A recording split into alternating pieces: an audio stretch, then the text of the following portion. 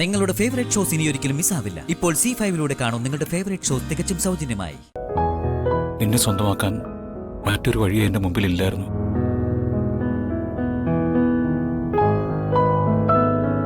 അന്ന് അമ്പലത്തിൽ വെച്ച് വന്ദനയും ഗൗതവും തമ്മിലുള്ള വിവാഹം നടത്താനായിട്ട് ഒരു പൂജ നടത്തിയത് ഓർമ്മയുണ്ടോ?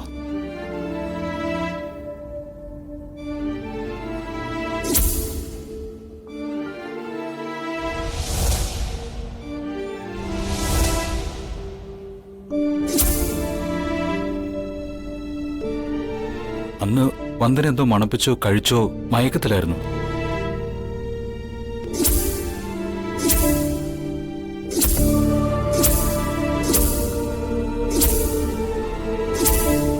വന്ദന നടന്ന് കാവിലെത്തി.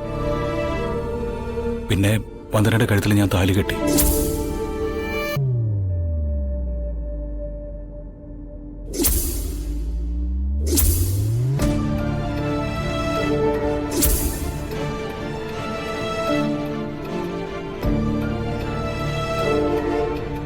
വന്ദന ഉണരുന്നത് വരെ ഞാൻ മറഞ്ഞു നിന്നു. ഉണർന്ന ശേഷം താലി കണ്ട് നീ അത് പൊട്ടിച്ചെറിയാനല്ല ശ്രമിച്ചത്, മറിച്ച് മറ്റാരും കാണാതെ അത് രഹസ്യമായിട്ട് ഒളിപ്പിച്ചു വെക്കാനാണ് ശ്രമിച്ചത്. അത് തന്നെ എന്നെ കൂടുതൽ ധൈര്യശാലിയാക്കി. പക്ഷേ താലിയുടെ ഉടമസ്ഥനെ കണ്ടുപിടിച്ചു തരാൻ വന്ദനയും വന്ദനയുടെ അമ്മയും എന്നോട് ആവശ്യപ്പെട്ടപ്പോൾ എന്നിലെ കുറ്റബോധം വർദ്ധിച്ചു.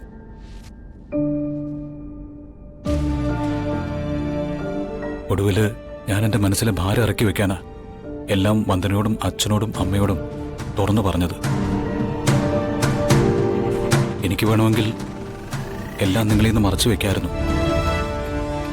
പക്ഷേ എൻ്റെ മനസ്സാക്ഷി എന്നെ അനുവദിച്ചില്ല. ഞാൻ ചെയ്തത് തെറ്റാണെന്ന് എനിക്കറിയാം.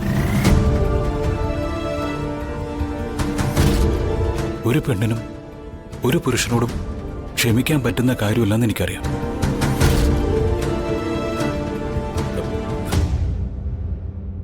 എന്നോട് ക്ഷമിക്കണം. ഇതെല്ലാം വന്ദനോടുള്ള ഇഷ്ടം കൊണ്ട് മാത്രമാണ്. വന്ദനയ്ക്ക് എന്നോടുള്ള ദേഷ്യവും വെറുപ്പൊന്നും മാറിയിട്ടില്ലെന്ന് എനിക്കറിയാം.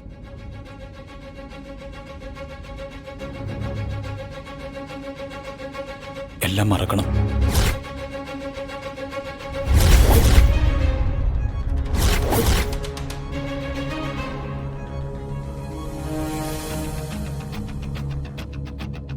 ഇനി ഞാനെന്നോ നീയെന്നുള്ള വ്യത്യാസമൊന്നുമില്ല. നമ്മൾ ഒന്നിച്ചൊരു ജീവിതയാത്ര തുടങ്ങാൻ പോവാ. നിർത്ത്.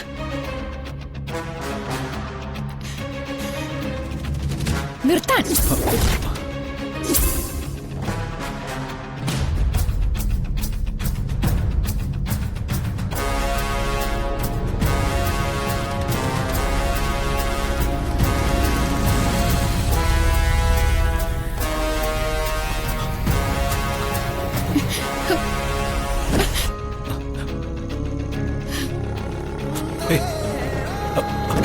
വന്ദന,